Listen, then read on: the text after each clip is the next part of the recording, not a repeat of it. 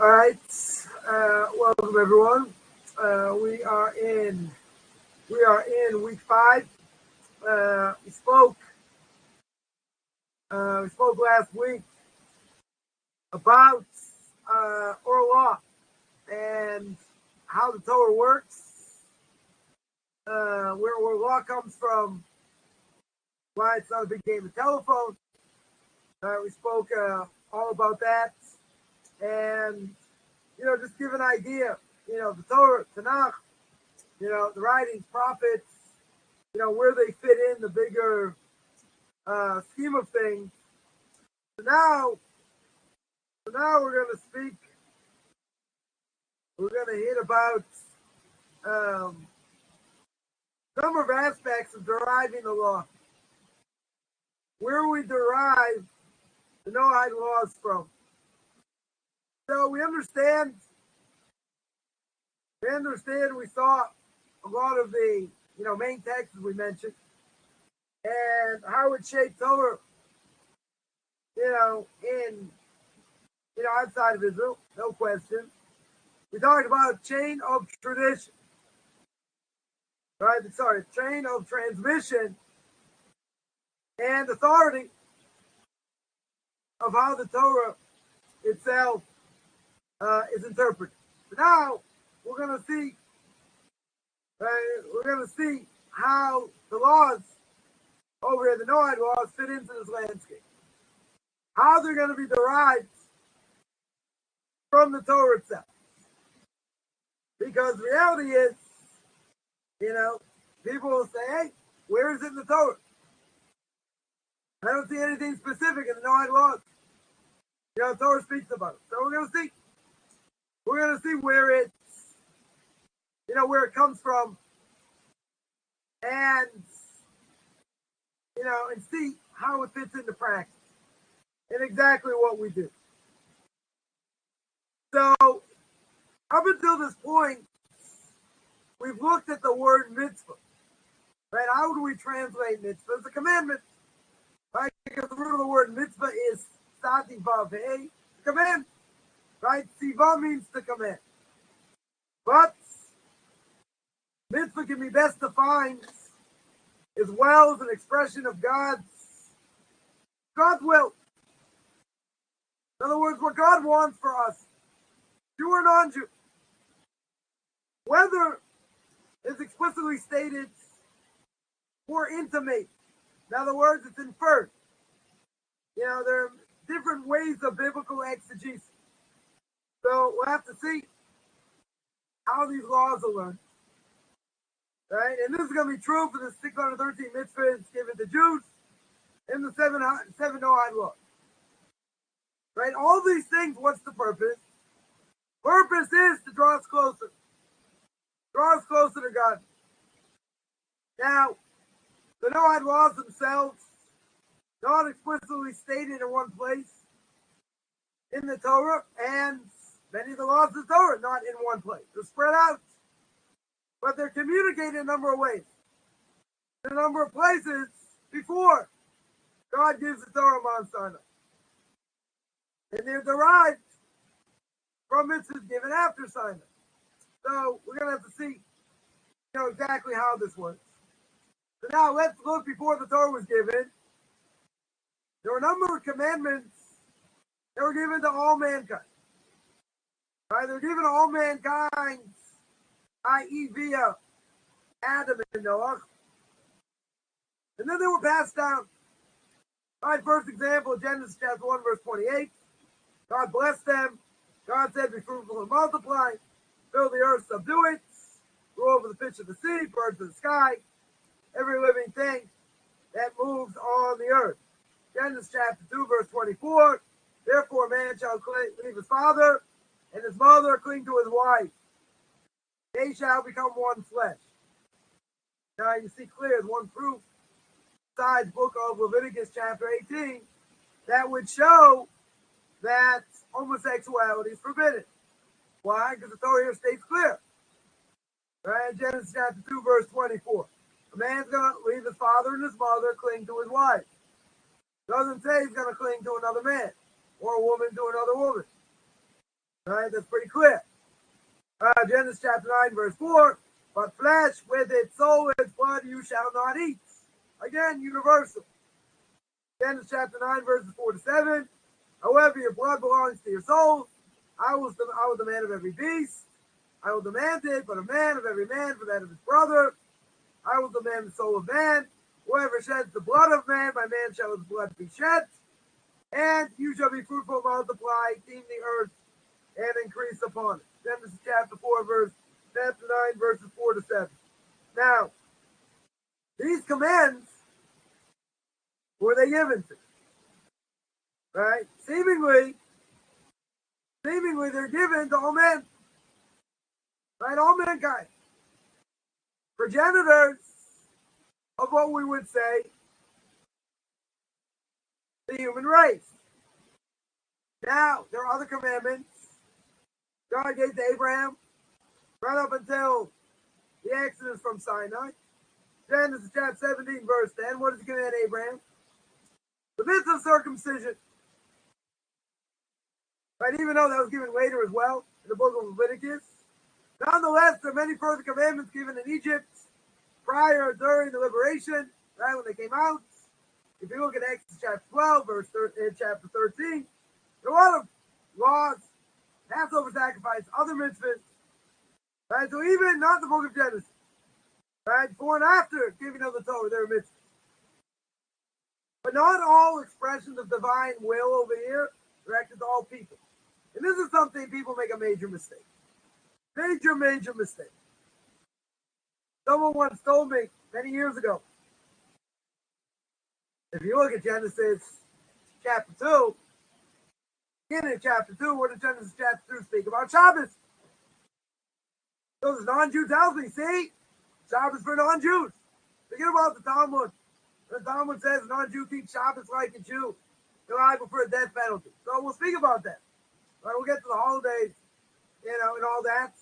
What a non-Jew is allowed to do, what a Noahide is allowed to do.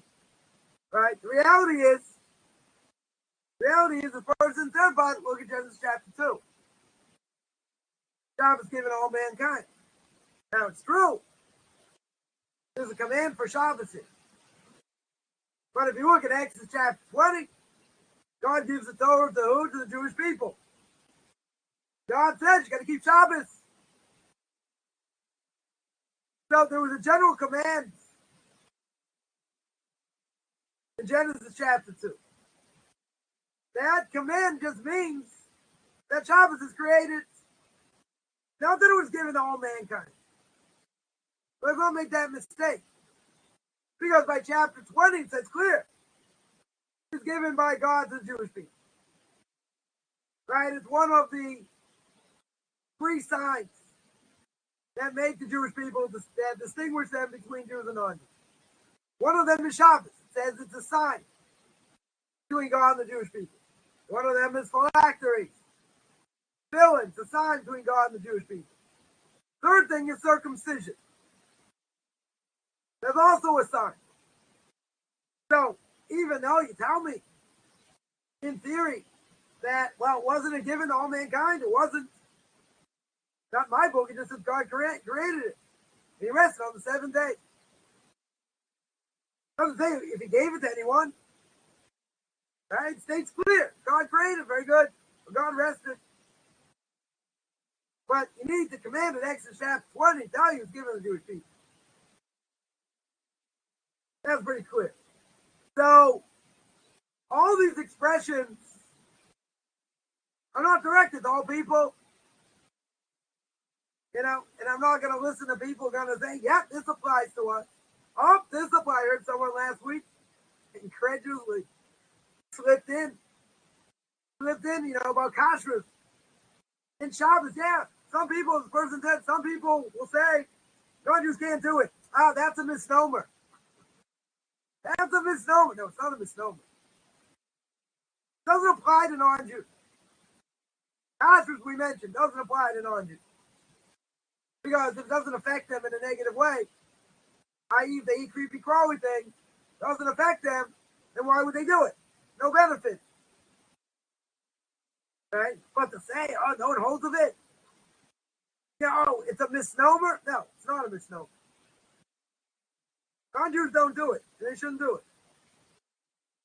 So none of these express the divine will directed to all people, regardless of what anyone's going to tell you. Not directed to non-Jews. A lot of things not directed to non-Jews. So the commandments given to Noah and Adam are clearly relevant to everybody, because those things are universal. However, those given to Abraham and his descendants are limited to them. In Genesis chapter 17, verses 10 to 13. Every male among you shall be circumcised at the age of 8 days. Every male among you shall be circumcised. He that is born in your household shall be circumcised. That's given to Abraham. Abraham, the foundation of the Jewish people.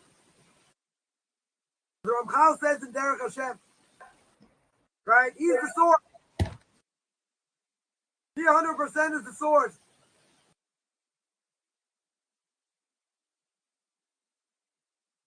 Since he's the source, so to speak, then what does that mean?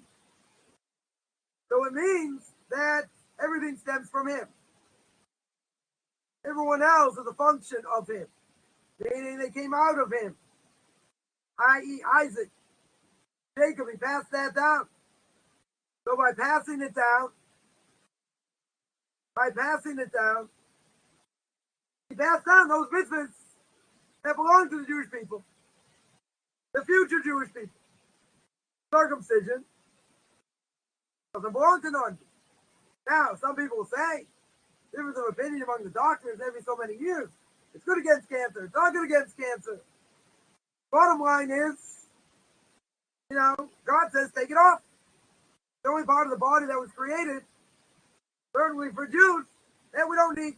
The whole purpose is to take it off. How does that apply to a non-Jew? Doesn't. So here we state clear. It's given to Abraham. Abraham passed down to Isaac to Jacob. Right? There are things that are universal. There are things that will be given to Adam and Noah and passed down. And there are things that are not only for Jews. This is the first fact. Deriving Noahide law. Right? Not all commandments from before the giving of the Torah were intended for all people.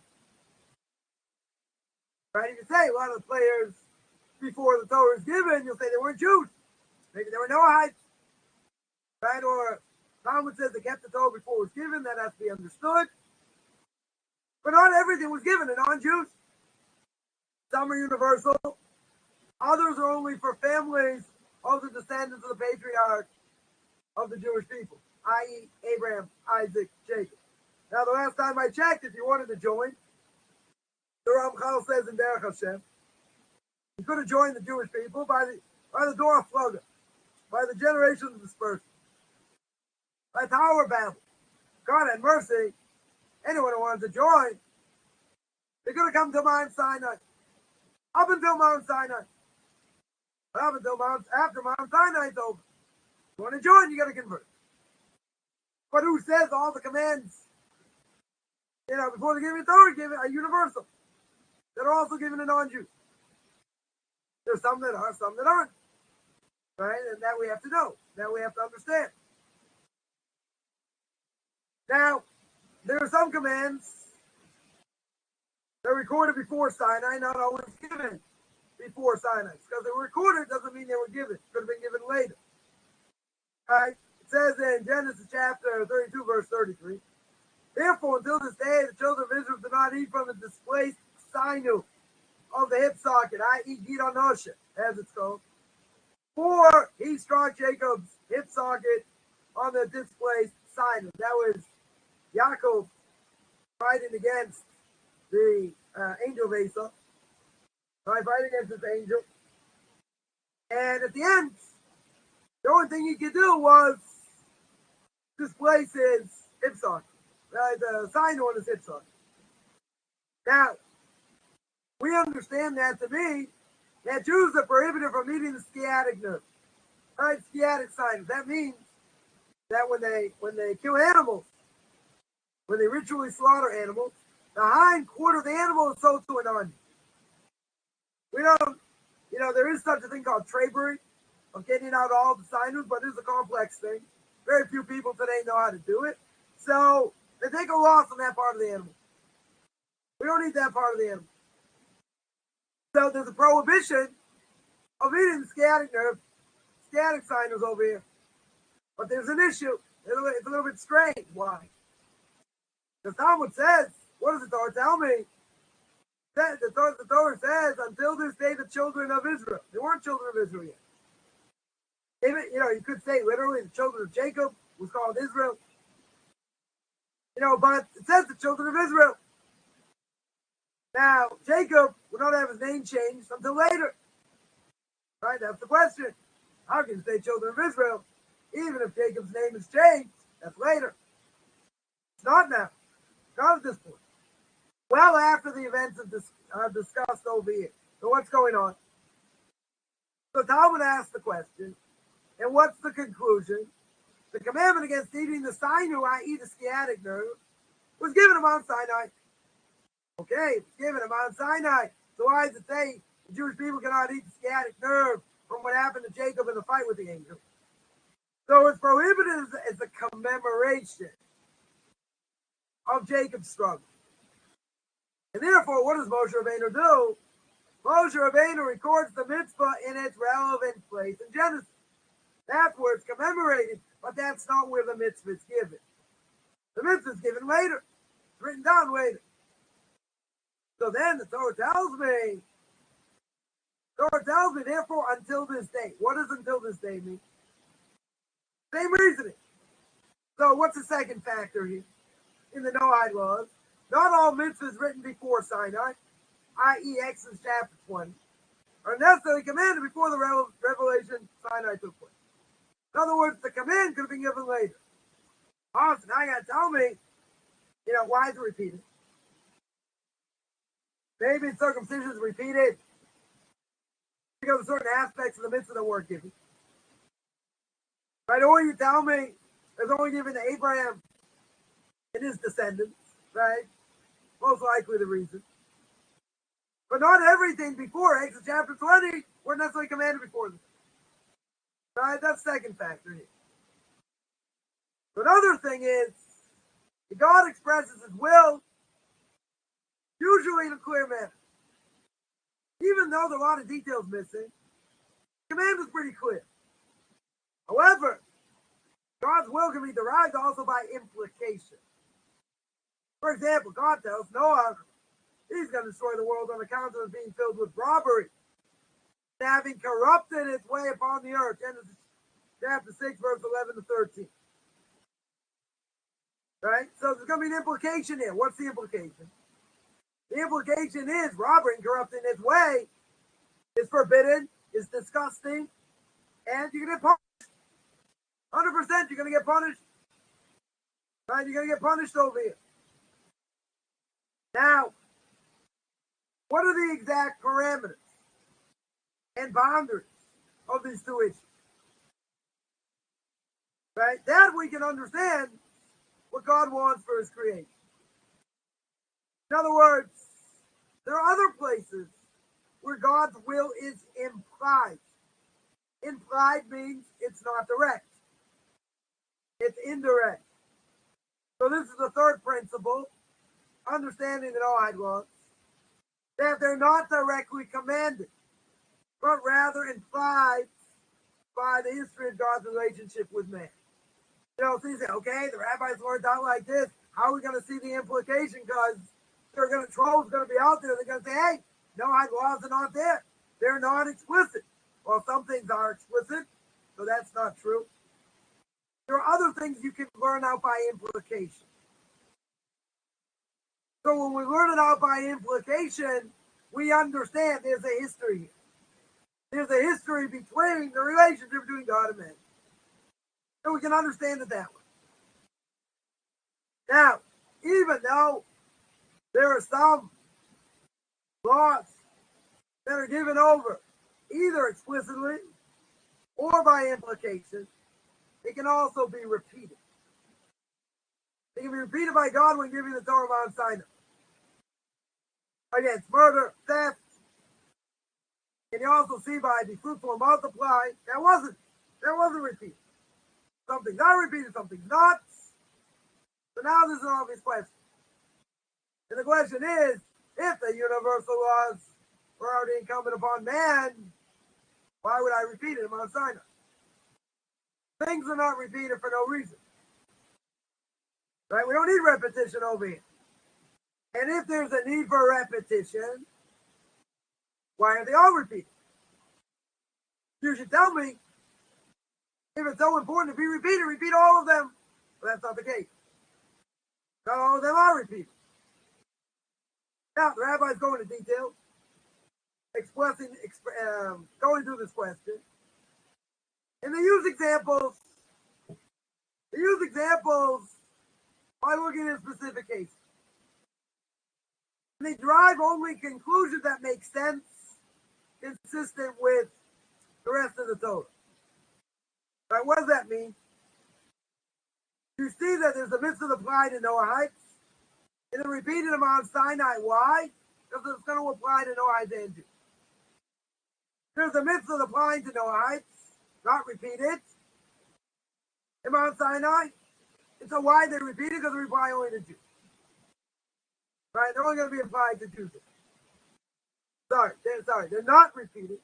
And they only apply to, they're only going to apply to Jews. Now, there's a number of reasons why God did this.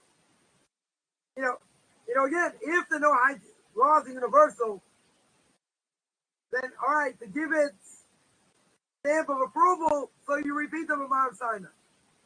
The only problem is, not all of them are repeated. But even if they are repeated, why? Why does God need to repeat them? So the Torah modified many aspects of the original covenant, this Noahide covenant. We're going to greater detail later. But one of the changes it caused was to revise the universal quality of many mitzvahs given before Sinai. Meaning, who did God give the Torah to? Gave it to the Jewish people. By giving it to the Jewish people, all commandments given before Mount Sinai ceased to be universal. It applied only to Jews, right? So, first thing is, before Mount Sinai, it would seem that those things would only apply to Jews because of the giving of the Torah Mount Sinai. However, what about the universal quality of certain mitzvahs? What about certain carryover after Mount Sinai? So what happened? No, I had laws over here. So that would be carryover. Because if they are all entrusted to the Jews, what are non-Jews? What are they obligated to? A second reason is that God wanted to place specific universal laws clearly under the umbrella of Torah learning interpretation. Now, this is something pretty crucial. The reason is that they're not learned in a vacuum. They're not like a whole separate entity that's, we pulled a rabbit out of our hats. Right? Some people say, oh, it's a Christian thing, oh, it's a made-up thing, all kinds of things. Right? The reality is the universal, passed down from Adam to Noah, but solidified by Mount Sinai. There were things that were repeated at Mount Sinai that will apply to non-Jews. There were things not repeated also apply to non-Jews. Right? We'll have to see, what will apply. But there's a carryover. And the crucial thing here is they're under the umbrella of Torah learning interpretation. Let's repeat that. Under the umbrella of Torah learning interpretation. Now, why do I repeat that? Because there are people out there that go, I know. I'm a non-Jew. I know. Listen to the rabbis. Come on. I know better. I know more than them. I can read a little bit of Hebrew. So I'm going to make up my own thing as I go along. Okay, but the reality is, what do you do with Book of Deuteronomy? Chapter 10. You got to listen to the rabbis, what they say. You can't go against what they say. And if you go against what they say, you're liable for a death penalty. Right? So it's pretty clear. You have to go under the umbrella of what the rabbis say. It cannot be under what you think. But nobody cares what I think. Nobody cares what anybody thinks. We have to do what the Torah says. We have to put our psyche into the Torah itself. Right? And, it's not a bunch of people out there thinking, I know better. Wink, wink. It's only a misnomer. We can't keep kosher. Wink, wink. That's just a misnomer. No, it's not a misnomer. The reason you can tell me it's a misnomer is because you're not under the umbrella of Torah learning. Torah made up in your own mind. Right? And we spoke about this at the very beginning, and we're going to keep mentioning this because people cannot be led astray. People have to know. You like the rabbis, you don't like the rabbis. These are the only people you have to go to. You have to go to the people who know the law. Non-Jews cannot learn the law themselves. Doesn't mean they're stupid. They don't have the expertise. They don't have the knowledge. They don't have the tools. They don't know how to do biblical exegesis. Many things over here. But it has to be under the guidance of the rabbi. And if it's not under the guidance of the rabbis, then I would say that you're in trouble. Why? Because who do you go to? Who do you go to ask questions? You go to people saying the same things you believe in? They're allowed to interpret Torah? They're allowed to learn Kabbalah? Come on. There's a limit. There's a limit over here. So, the universal laws, their credibility comes from Mount Sinai. Mount Sinai, God gives the Torah to the Jewish people, gives the oral law as well. The ability to interpret the law. Non-Jews don't have the ability to interpret the law. No offense. They're not in the know. And if they're not in the know, you should learn first. Even after this course, the person passes the exam. Now, they want to give over these laws, they still have to be in contact with rabbis. They get stuck, they have issues. Certain things may not be clear. Whatever the case is.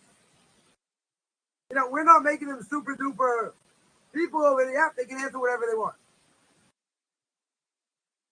They're going to get soup to nuts what the Noahide laws are and how to derive them, and all that. But you still need to go to rabbinical authority. Right? That's the point. Is that it's under the umbrella of Torah learning interpretation. Now the Talmud, in its analysis of Noahide laws, another principle. Another major principle. That is, nothing is permitted to a Jew which is forbidden to a Noahide. And these are related to the two we just said. For example, there's no food that is kosher for a Jew, yet not kosher for a Noahide. Now there is a question. Right, if it's kosher for a Jew, so a non-Jew is allowed to eat it. And, they have to eat kosher? No. Right, we're going to state that again. They have to keep kosher? No. Right, so if it's kosher for a Jew, means it's kosher for a Noahide, doesn't necessarily mean by meat. They have to eat kosher meat. But this rule doesn't apply to positive commandments that we're going to see. Now, the last general principle is that the commandments given to the Jews at Sinai modify the application of Noahide law. What's the example? The example here is Leviticus chapter 24, verse 16. Anyone who blasphemes the name of God shall be put to death, as well as the convert and the native born. Now, what's the problem in this verse? The problem is it says you're going to put to death the converts and the native born. So you're saying the convert and the Jew. What's the difference? If a convert's a Jew, then they'll both be put to death. Same thing.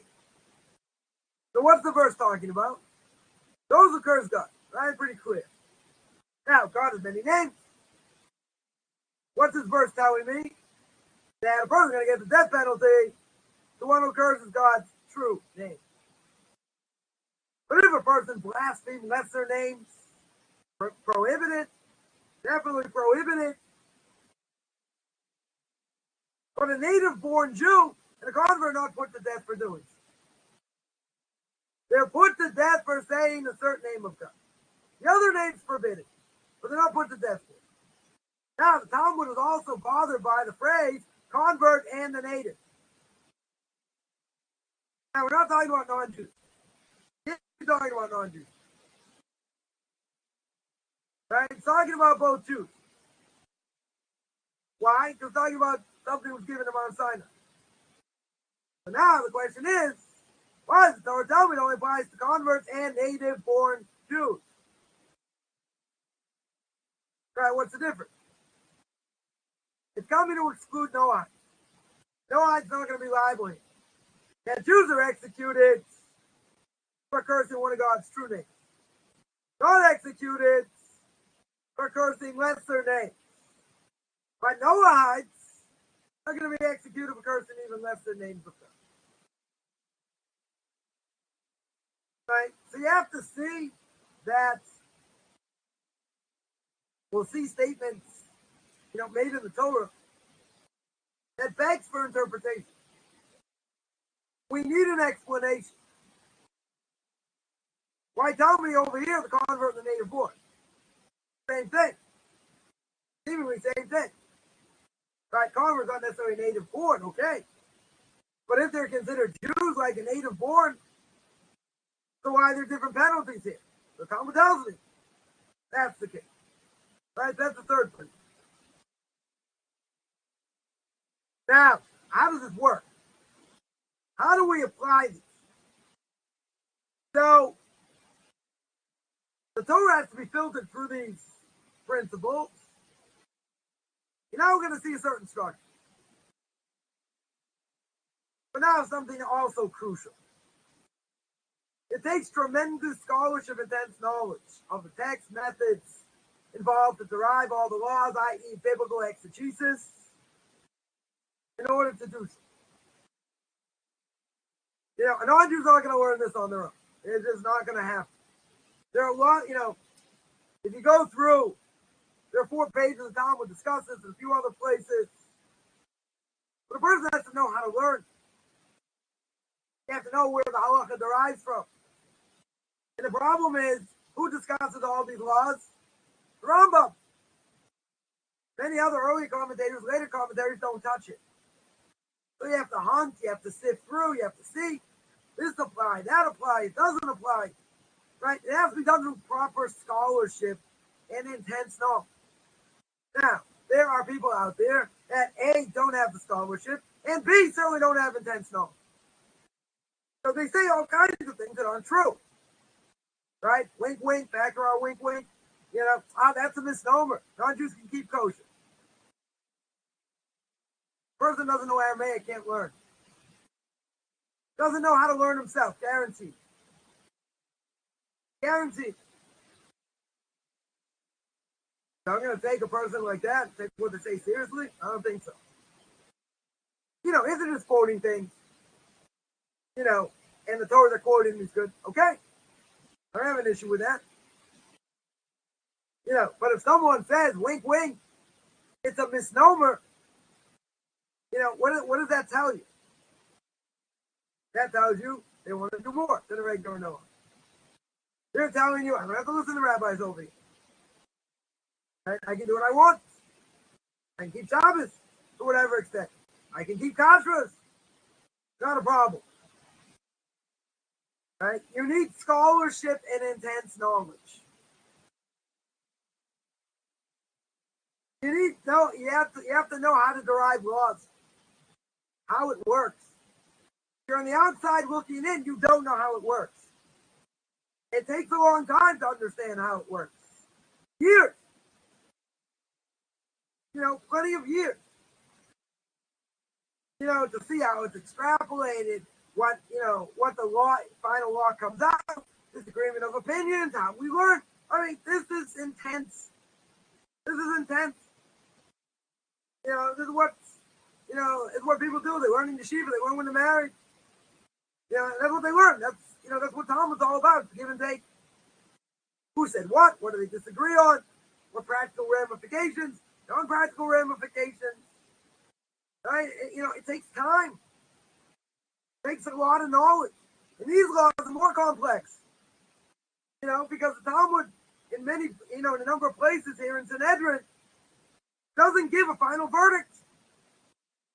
We're going to speak about sorcery. Taking a, hybrid, making a hybrid. Take a donkey and a horse, make a mule. Take a peach and a plum, make a nectarine. Talmud asks the question, doesn't give a definitive answer. So what do you do when the Talmud doesn't give a definitive answer? You look around. You look at the commentaries that derive Jewish law, and you see what they say. Most commentaries don't say anything over here. You got to hunt around. You got to look. It's not straightforward. Like, let's look this up. No, let's look at the Rambam. Good, we'll look at the Rambam. Right? But we don't have any other classic sources. There's no code of Jewish law in this. So it has to be derived. But the whole point is, it takes tremendous scholarship and intense knowledge. It's not a fly-by-night type of thing. And most people, first of all, they don't know all the laws. And, it's complicated. That's the whole point. It's complicated. So the good news is most of the rabbis of the Talmud recorded much of this analysis. That's true. Right? Tractate Sanhedrin, 56 to 60.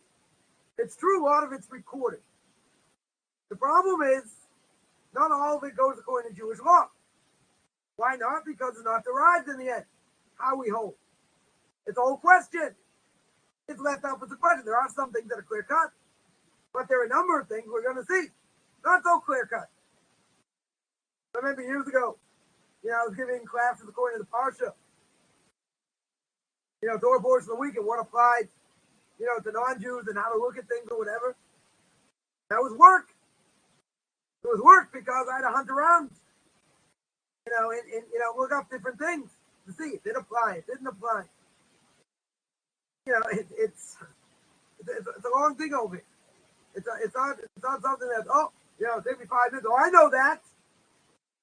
I understand, how it applies, where it applies. It's complicated. So here, this isn't over. Right? It's not a place to map out in detail each Noahide law. We're going to do that. We're going to get to each law, where it comes from, and all that. Now, if you look at these, if you apply these Talmudic principles, so we see there are about 30 Noahide laws. Nechulin 92a confirms this number, but the Talmud in Sanhedrin 56a tells us only 7. So what is it? 7, 30? Probably more than that. Probably more than 30. Some say there are 50. Whatever. The Talmud says there are 30. Right? Talmud says there are 7. Comes along of our Noahide of Barcelona and explains in Sefer HaChinuch. Sefer HaChinuch was a book that was written that he derived all the commandments from all the Torah portions of the week. And he went through the source, what the mitzvah is, what it applies to, and all these different things. So in number 424, he says, make no mistake, the enumeration of the 7 Noahide laws, which are well known, recorded in the Talmud, they're only categories. The categories contain many particulars. For example, you find sexual prohibition grouped into one category. But this category has many specifics: prohibition of homosexuality, bestiality, other things. Idolatry, one command, numerous parts. So the Talmud's earliest reference to laws is an unrelated verse.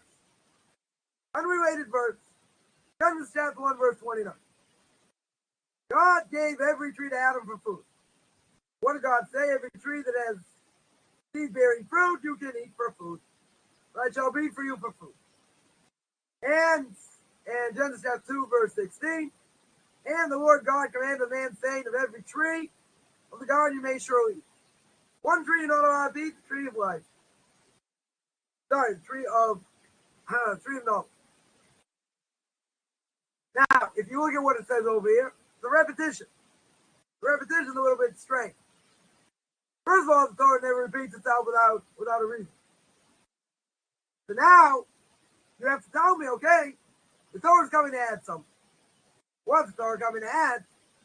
What's the Torah telling me over here? Right? It's coming to add something I didn't know before. Also, there's a problem in the verse itself. If God is giving Adam the tree as food, why does he have to command the man? Right? It's a little bit strange. So Talmud notes a very strange thing. And the Talmud divides it into 7 clauses, which is some reference one of the 7 Noahide laws. Alright, so we'll go through this quickly. And it says, and God commanded. Now the word Vayatzav is usually for commandments. You know, civil justice, as in Genesis chapter 18, verse 19. Right? A command over is out of place. Like, it's not giving me the command per se, do this, don't do that. If this, don't eat from the tree, fine. Right? But we're not giving the specific command over here. Right? In other words, we understand from the Talmud, this is a need for a judicial system. You're going to say, my question, what's the connection? We're going to have to see. But, you know, we learn out judicial system from there. Then it says, Hashem, the Lord. Now again, why using God's holy name? It's talking about the holiness of God's name. What do we learn out from that? Prohibition of blasphemy. Not allowed to curse God. You know, curse God. Now use the word Elohim. God, the God of justice. So now, why do I need Elohim over here? Right? This is a term for it's a generic term, meaning the one true God. But as we mentioned, God's role is a judge. It's also a reference to false gods. Right? It can be a reference to false gods as well. As it says in Exodus chapter 20, verse 3. There's no other gods. So now, in this context, juxtaposed with God's true name. So now what do we learn over here? The reference to prohibition of idolatry. So, you know, someone's going to say, hey, this is really strange. You know, like, you know, this is incredibly strange over here. Right? In other words, this isn't the normal way we're going to get exegesis. But this is how we're learning. Then it says unto Adam. Now, Adam means the name of the first man, Adam, generic term for mankind. But here, it's used in conjunction with 2 names of God. I.e., what is a reference to? Sanctity of God's, sanctity of human life. Just like it says in Genesis chapter 9, verse 6, whoever sheds the blood of man, so what's it talking about? Sanctity of life, prohibition of murder. Yeah, then it says Lamor, saying. Now, introducing the commandment with the term saying is associated with the precepts pertaining to sexual morality. Or immoralities in Jeremiah chapter 3, verse 1. Normally, we'll say, you know, God spoke to Moshe saying. God spoke to Moshe and Aaron saying. Going to lay out the command, normally, what it is. Right? That's what we're saying over here. It's an introducing a commandment. But here it refers to immorality. Then it says from every tree of the garden. Now, what did God do? God qualified his permission. He said you have to eat of every tree, limiting it to those of the garden. Meaning, fruit of another tree or trees is prohibited. So, what do I understand from that? It's a restriction of benefits of God's rights as owner. That means I can't take whatever I want, whatever I want. What's that a prohibition of? Theft, stealing. And then it says you shall surely eat. Now the expression is called a lashon kfula. What's a lashon kfula? Double language, double expression, whose verb is doubled into 2 forms. Right? It's acho tochen. Right? Meaning the same thing. You shall surely eat. That's how we translate it. You shall surely eat. But the double expression. Now, usually this is coming to exclude something. In this case, the verse implies, first you may eat of the trees of the garden, but not something else. What's that something else? Of course, you would have come up with this. limb taken from a living animal. Obvious. I have a double language over here. Right, double language comes to exclude. Again, a lot of this is exegesis. Now, if a person's been learning for Talmud for a long time, a lot of this makes sense. How it's derived, how the rabbis derive it. But it's interesting, you take these verses, and that's where you derive the 7 Noahide laws. You're going to say, I don't know, a little bit strange how it's done. Right, but that's how it's done, in general. So, the 7 Noahide laws, most people probably know. You have to establish a judicial system, prohibition of blasphemy, i.e. cursing the name of God. You have to honor the name of God, prohibition of idolatry, third one, polytheism, multiple gods, positives to believe in and reinforce the unity of a single God. Prohibition of murder, positive myths for to sustain and preserve life. Prohibition of incest, sexual immorality, and, corresponding to the positive commands of modesty and sexual purity. Prohibition of theft, number 6, you have to be respectful, safeguard property of others. And number 7, eating a limb from a live animal, going from a live animal, you got to eat properly deceased animal. And these things make sense. Right? Many of them make sense. So, these 7 are an umbrella. They're an umbrella. Now, what about the 30 laws? So, the Noahide laws were expanded to 30. The commentary of Shmuel ben Chofni Gaon. So, idolatry, one of the commands, there are 13 prohibitions. One is believe in the unity of God. God is unique. No one else is like him. Prohibition of idolatry. Can't offer ritual sacrifices. Right, to these gods. On a person's father and mother. Right, interesting. Right, we're going to see why it applies over here. Prohibition of worshiping Molech. Molech was an idol. Prohibition of witchcraft. Soothsayers, number 7. 8. Prohibition of conjuring and conjurers. Ouija board. And all that. Sorcery and sorcerers, number 9. Prohibitions of scaments. Prohibition of demonancy. See what these are. Problems of theurgy. Problems of necromancy. Now, so those are idolatry. There are 13. Blasphemy. You're not allowed to curse God. That's 1. To pray. Right? Prohibition of false oaths. Right? Pray and curse God. Etc. Murder. Prohibition of suicide. That applies to non-Jews. Prohibition of murder in general. Right? That could be, abortion. That could be euthanasia. Right? Many things. There's going to be a lot of subcategories. Sexual immorality, right? Adultery, engaged in formal marriages, prohibition of incest, the sister, prohibition of homosexuality, bestiality, and castration. Also part of sexual immorality. Again, there are going to be different levels, right? Different subcategories. Not to eat a limb from a living creature, I'm sure it's very common. Prohibition of eating a limb of an animal died naturally. Prohibition of eating a limb of a living animal. Prohibition of eating or drinking blood. Right? Vampires. Forbidden. Can't be a vampire. I'm sure people worry about that. Prohibition of crossbreeding animals. Crossbreeding animals could be also plants. Right? Taking a peach and a plum. Fruits or whatever. Now, it's interesting. This is a side point. We'll throw this out there. You take a donkey and a horse, you make a mule. Now, a mule is a very, very strong animal. Very, very powerful animal. There's only one problem with the mule. What's the problem with the mule? Sterile. Totally sterile. You can say, wow, isn't that a coincidence?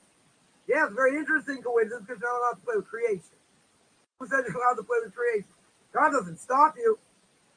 But who says that's what he wants? Number 29, establish court of justice. And number 30, theft. Theft and robbery. So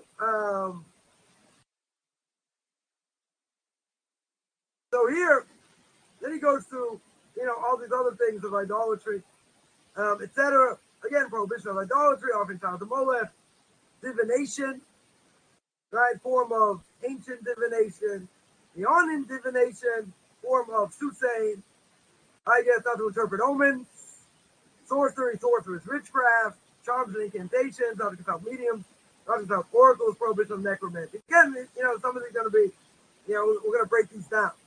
Sexual immorality, prohibition of incest, homosexuality, bestiality. Be fruitful to multiply. Have children. Non-Jews have children. I saw a post earlier today.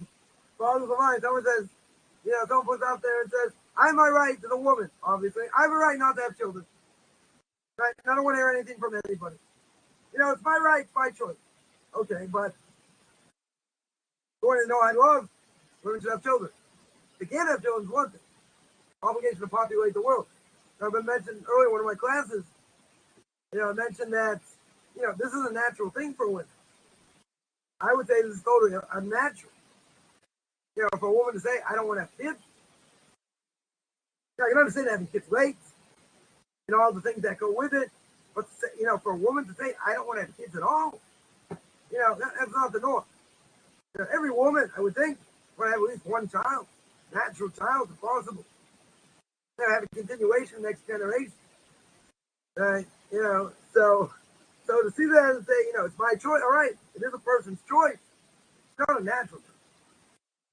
I met some people over the years, that ask the question, that they ask the question, are they going to get punished? Are they going to get punished for not having children? But listen, if you couldn't have children, one thing, you chose not to have children, one of the Noahide laws, but we're gonna go into that.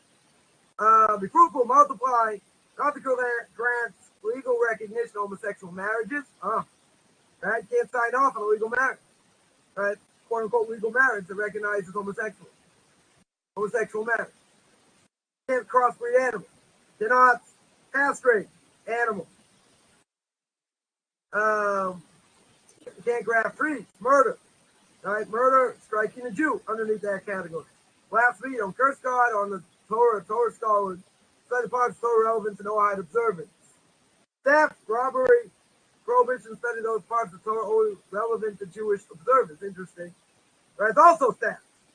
Right? Because they were given to the Jewish people as an inheritance, not the non-Jews. Right? The non-Jews say, hey, I can do this, I can do that. What? If we'll make it clear. Let's say one of the Noahide laws, you're not allowed to keep Shabbos. You're not allowed to keep Shabbos like a Jew. They say, but let me do other aspects, let me do other things. What's the problem? The problem is, so convert. Be a Jew in training. Right? But you now want to come after the covenant's been sealed at Mount Sinai, and now you want to come and take what makes us a symbol between God and the Jewish people, and now you got the chutzpah to say it's mine. You're a thief. You're a thief. You don't have a right to it. Who gives you a right? Who gives you a right? I think it's the ultimate in chutzpah. Oh no, I can do what I want. The Rambam says, I'll get married for it. You're a thief. 100% you're a thief over here. Because parts of the Torah were given exclusively to the Jewish people. As an inheritance. And now you come along and say, it's mine? No, I don't think so. Doesn't work that way. Establishing courts of justice. Right? You have to establish courts of justice, prohibition of observing the Sabbath. Right? Only commanded the Jewish people, not to the non-Jewish world. Even though by Genesis chapter 2, it was given to the world, but it was given specifically to the Jewish people. Right? We're going to discuss, that later as well, why it has to do with courts of justice. Right? That we're going to see. And taking a limb from a live animal. Right? That you're not allowed to do. Not allowed to eat blood of a living creature. Not allowed to eat an animal died on its own. Not to eat human flesh. Now, these are not definitive or final derivations over here. They're core principles. There are subcategories. Right? There are a number of subcategories as well. So, living the laws in practice, there's a lot to know. There's further exploration. We're going to see. There's going to be subdivision. Right? There's going to be subdivision over here. Some, say that there are 66 precepts. So we're going to see how these subdivisions work themselves out. Then we're going to see each category. Right now, what are we doing over here? We are laying the groundwork over here for the foundation to understand Now we're going to go through the Noahide law, right? Not today, but we're going to work our way through. And a lot of it is going to be the legal aspects. And they're not just legal decrees. We have to remember where they come from. God. What does the Rambam say? The Rambam says clear, a non-Jew has to say that they're keeping the Noahide laws because God commanded it. Now, it doesn't mean you have to make a declaration in front of a rabbinical court. That we already said. If a person wants to, they're allowed to. But they have to keep the laws because God said so. He passed them down to Moses. So they are divine will, philosophical, mystical, spiritual effects on the entire world. Can affect the person as well. So we're going to go through that, right? And we're going to see, right? But in order to see where they come from, you have to understand the background. You have to understand, okay, how does the Torah work? How does the Talmud work? How does exegesis work? I have to understand that, but guess what?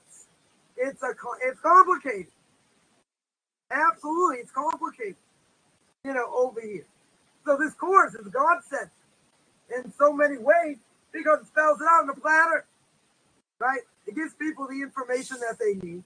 But, as I've gone through it, and seen a lot of it, it's derived at a very high level. It's done the right way. But you have to understand all the working pieces. If you don't understand the working pieces, then it's the hard part, right? And then people think, oh, I can do this, I can do that, I can do the other thing. Oh, it's only a misnomer. No, it's not a misnomer. You gotta understand where it comes from. You gotta understand the philosophical background, right? There are mystical, spiritual effects. There are a lot of other things going on. It's not just, okay, these are 7 laws and that's it. Well, it's always to be a Noah. Really? How much do you really know about the laws? And I would say, and I could give, a whole bunch of classes outside of this, talking about moral imperatives that are not part of the Noahide laws, but Noahide should keep anyway. It's a good thing to keep. They're not liable, if they do it, but you always have to ask the question, does this make me better in God's eyes or not? Right? We have to ask that question. One example. Right? Let's give one example. One example is speaking Lashon Hara. So, speaking Lashon Hara doesn't apply to non-Jews because there are many novel ideas in the laws of Lashon Hara that are not universal. But it's not good for a non-Jew to backbite and backstab other people. It's not a good thing. People do it all the time. Talk radio, all over the internet. It's done always. It works everywhere. That's all people do. Speak about other people. Have nothing better than speak about other people. So, does that apply to non-Jews? Doesn't. They want to speak about that, other people in a negative way. They're allowed to. It's going to affect the other person. It's not going to affect the other person. That doesn't matter. They're allowed to. Right? The question is, how does it affect you? And when a person is that cynical and they backstab and they say things against other people, even if it's 100% true, does that make them a better person? You're going to think, Rabbi, you don't understand. Look what this person did. Look what this person said. You're right. Nothing I don't understand. I mean, I get it. It makes perfect sense. But the question is, does that make you a better person? You're just venting. You're just giving enough steam. Okay. Makes you feel better. Psychologists say it's a good thing. Let it out. Say whatever you want against this person. Beautiful. What's the problem? For a Jew, it's forbidden. 36 prohibitions for one shot. For a non-Jew, there'll be an issue. The question is that good for you or not? Is it good for the soul? Is it good for drawing you close to God? And if the answer is no, you shouldn't do it. I mean, that should be the answer. But again, is it an obligation? Not an obligation. No obligation. 100% there's no obligation. But there are going to be moral imperatives, that should apply. They're certainly not going to be liable for a death penalty if they don't do it. They might not be liable for anything. Right? Most likely they won't be liable for anything. Right? But it'll keep them on the straight and narrow path. Help them to lead them to a life of kedusha, of holiness. Right? And that's what they want to do. So there could be a lot of things that have that are moral imperatives. Doesn't mean they're obligated to do it. So I guess that's the background for, preparing this, foundation, and understanding, how it works. So there's a step-by-step process over here, right? The difference between Jewish and Noahide law, and different ways how things are looked at before Mount Sinai, after Mount Sinai, and all that. But that has to be understood before we can start delving into the law. You have to understand how Torah works, how Talmud works, where it all comes from, exegesis before Sinai, after Sinai. I mean, it's a complicated thing, right? I'm not going to say it's so straightforward, but, at a certain level, it has to be understood before we start delving in, to all the nitty-gritty, and what applies, and what doesn't apply. I guess I'll take question. Someone asks, what about homosexuality? Heard from Spinster and divinity students say, first talking about pedophilia. I don't know. That's not what it says in my book. Talking about homosexuality. Right? Let's quote the verse. We'll just quote the verse, Leviticus chapter 18. 18 verse 23. I think that's where it is. 1 second. I don't know how they're going to get that, because I'm not even going to go to what the rabbis say, because I don't need to. The verse is pretty explicit. We're talking about sexual, forbidden sexual relationships all the way through. And it says in verse 23, verse 22, do not lie with a man as one lies with a woman. It's an abomination. Where do you see pedophilia? Then it talks about bestiality after that. Do not lie with any animal. To be contaminated with it, a woman should not stand before an animal for mating. It's a perversion. By the way, not to get disgusting here, that's how Cleopatra died. Cleopatra, famous of Mark Antony, Cleopatra, she died. They dropped a horse on her. She got crushed by a horse. Guess you got to go. That's, I don't know, whatever. Not going to go there, right? But that's what it says. That's what it says clear. They said it was a deliberate mistranslation, right? What do you mean? I mean, how's that deliberate mistranslation? It's just something like the man should lie with boys, right? Right? 100%. It's a total mistranslation. They're mistranslating it. The Torah here says you should not lie with a man as one lies with a woman. So where do you get children? Where do you get pedophilia? I mean, pedophilia is also forbidden. Right? Probably come under this as well. Right? But it's talking about homosexuality. That's pretty clear. Someone asked, are we allowed to benefit from products of mixed species? Yes. Even if a Jew does it. It's not forbidden to get benefit from it. We're allowed to eat them. If a non-Jew does it, a Jew does it, doesn't really matter. It's forbidden to do, but you're allowed to get benefit from it. Right? That's not a problem. That's not a problem. Does someone have to take an extra stringency? No. There's no extra stringency here. It's permissible. Rabbis tell you it's 100% permissible. I know anyone takes on such a stringency. Right? The rabbis say you have to derive benefit from. There are certain things I'm not allowed to derive benefit from. Right? That's forbidden. Let's say, mixture of milk and meat. That would apply to a non-Jew. It says 3 times. You're not allowed to cook a calf in its mother's milk. It means you can't cook it even if nobody eats it, even if a non-Jew eats it. You're not allowed to eat it. You're not allowed to get benefit from it. So let's say you bought dog food. A Jew bought dog food. It's got a mixture of milk and meat. You can't serve it to your dog. That's getting benefit. Right? So if it's forbidden to get benefit, you can't get benefit. If it's permissible to get benefit from, we're allowed to get benefit. Does the person have to take an extra stringency on that? No. Certainly not. Not in that case. Any other questions? Or any general questions?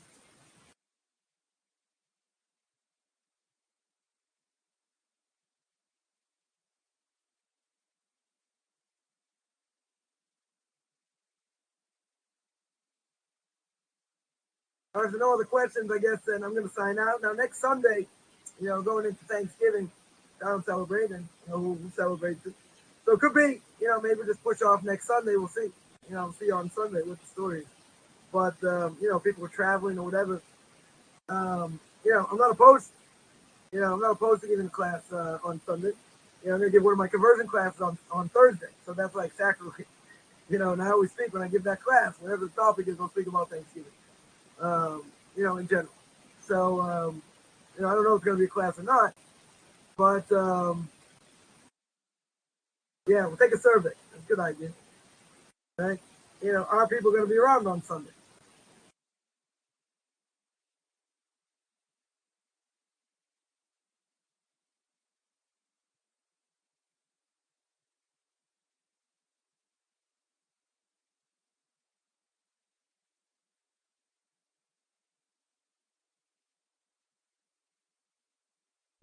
All right, we have at least 3.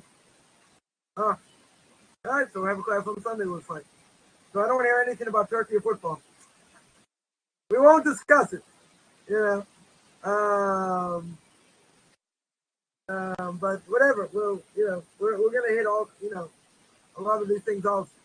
Should a non-Jew participate, in any of these things? Is that like going in the ways of the non-Jew? Torah tells me for a Jew, I can't go in the ways of the non-Jew. So Thanksgiving should be out. Forget about pagan holidays, right? Thanksgiving technically should be out. Now, if you know anything about, American history, so you know that, they made peace with the Indians first, that's the whole thing, and then they killed them afterwards. So if you know anything about history, kind of hard. It's kind of hard to, it's kind of hard to celebrate it, but most people don't care. It's about football and turkey. That's all it is. They don't, they're not going according to past history. But if you study history, that's what I studied, way back when. So, if you know, a little bit about certain things, then yeah, it sort of takes all the fun. But no one's thinking those terms anyway. No one's thinking that, all those poor Indians, how could I ever eat turkey? Right? Indians' lives matter. I don't hear anyone saying that. They're all sniffing aerosol cans at different places, right? In casinos, that was their, that was their benefit from all this, from all the suffering they went through. But if you know about history, we should be up in arms. And the Americans be up in arms. How can we have done that? That's horrific. Slaughtered thousands, millions. Called it manifest destiny. Going from New York to California, anyone our way, just slaughtered them. Be like us or die. They slaughtered them. They never recovered. No one never recovered. In many ways. So I would say based on that, we should celebrate Thanksgiving, but nobody's thinking in those terms. There are some that may say it was way back when a religious holiday, but most rabbinical authorities disagree. But again, it's going in the ways of non-Jews. Right? Going in the ways of non-Jews. So for Jews, it's a problem. For non-Jews, it's not a problem. I'm just pointing out a historical problem that most people probably never in their right mind think about. They're like, wow, the Indians, look how many people died. Anybody care? I don't think anybody cares. In the mid-1990s, there was a war, between the Hutus and the Tutsis, and, in Rwanda, no one batted an eyelash. 1 million people killed. No big deal. No big deal. I'm not belittling it. I'm just saying, Indians no different. They also got the raw end of the deal. So on that sense, why did anyone celebrate it? All right, but for a Jew, it would be more of an issue going in the ways of God. All the natives I know celebrate Thanksgiving. That's ironic. I mean, I get it. It's a custom what we do today. It doesn't have the same meaning. But if God forbid, my forefathers were killed, massacred with, now they make it a whole holiday of football and turkey. I know it's like a desecration of memory. But people think now it doesn't mean that today. It's totally different. All people died, and I don't know. But for Jews, it's a much bigger issue because it's going in the ways of non-Jews, even if it's not pagan. Even if it's totally not a pagan holiday. Some say it is. Some say it is. Some say it was. Many rabbinical authorities say it was. So, yeah. Any other? Yeah. So I guess we'll have a class on Sunday. Yeah. Any other questions?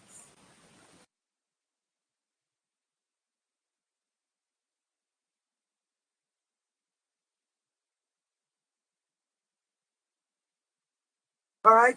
So I guess no other questions. Then I'm going to sign out, and I guess We'll see everybody next week. Anyone has any questions, don't forget to shoot me an email at up here again, Rabbi Chaim Coffman at gmail.com. You can contact me there. Do my best to get back to everyone. Otherwise, I'm going to sign out. Wish everyone a good middle of the day, I guess, depending where you are. Almost the end of the day for me. And everyone have a great rest of the week.